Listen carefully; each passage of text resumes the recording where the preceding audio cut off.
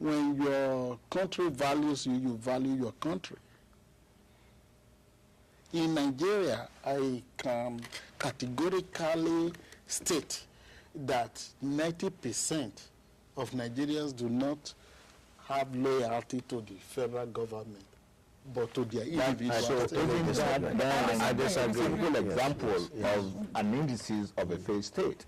If you don't have loyalty, if 90% doesn't have loyalty to the state, that's where we now have to work hard to drift away from that. I totally disagree with Dr. Kanoa. I have never seen the group as patriotic as Nigerians. The leadership may be bad at some point, but the people are very, very patriotic. There are very few exceptions that may express some kind of dissension here and there, maybe because of inadequate perception of what they think the government should be doing for their particular group. But the country, the leaders of Nigeria embraces all ethnic groups. And when there is a crisis, they always rise to bring that country together. And they the leadership or the people themselves? The leadership, I mean, the people really have, you know, they follow what the leaders do. Of course, you know that. You know, the leaders dictate pretty much everything that happens in the country. A case in point is, again, I refer to this recent incident with the president out of the country. Yes, there may be a group for their own self-serving interest that may have prolonged the transition of power to the current acting president. For almost 80 days. Yes, but if you really look at it, if you look at the real picture, you will find almost every ethnic group in that core group that is protecting the status quo just for their own selfish interest. And so when you look at it, you know, you see that every Nigerian, no matter what group you come from, are very patriotic. They love the country. But there are selfish individuals. But there's one thing to be patriotic, though, by the people. And it is another thing for government to have failed woefully in providing the social, economic, and the political, for lack of a better word, services or infrastructure that the people need.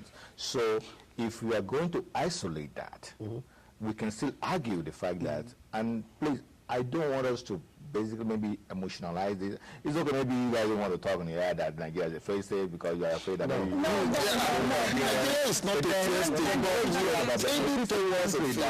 That has failed in so many socio-economic indices. Whatever you want, that's what you're going to get. If the Nigerian people demand better from their government, they will get it from the government. United States of America, the citizens of America demand better. Even what is going on with Obama now, it's on him to perform. Nigeria has to take that responsibility and ask their leaders to perform.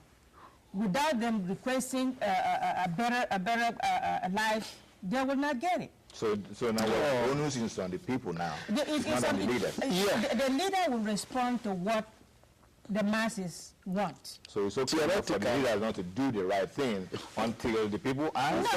No, I mean, the leaders are just doing, confused here. The leaders are just doing a little bit of what they feel that the people need. Okay. If the people request more, they will get more. No, Rosie, on this. Look at it. In the past, when you and I were growing up in Edo, you value education.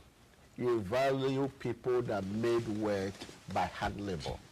But today, a politician from nowhere may have found a way to make some extracurricular money somewhere, somehow, and people worship him.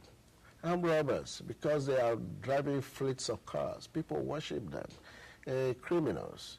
Okay, like Rosie said, if the people demand good services from their people. Do you think they are not demanding? No, they're not. No, they don't. I don't see them marching on the I don't see them take over the government house. I don't see them refuse. Well, you can go home and they go and lead that march. I will do it any We can minute. sit down here I will do that and any say minute. all we want to say. I've been here for over 35 years. I'm not here because I love to be here, but I'm here because life at home is hell. That's the reason why you are here. No, that's not true. Life at home is not hell. The number of Nigerians Life at home die is trying not to true. cross the Sahara Desert, the Europeans, they are even To come and change worried. diapers here? No. That is so big that That's to come a and fact. change diapers A here? lot of our people are stuck in Libya Dr. Kanua, because life is hell. Dr. in Nigeria. Kanua, the current deputy governor of Edo State studied here. He's there. The commissioner for Lucky. Oh, the current deputy current governor. deputy Oh, governor of Edo State studying in Louisiana. Okay. The commissioner also studying in Louisiana. There are others Why who are are they not studying home? here. No, I have my own personal reason why, but I go home all the time trying to take do investors. visit home. You do the same thing. Yeah. But So are you saying Do you are you think saying America then need your that- services more than Nigeria need your services? no. You see, all of us cannot just go home. All of us cannot just go home. But some of us can also use our presence here to take investors to Nigeria to do things that will benefit the people. And that's what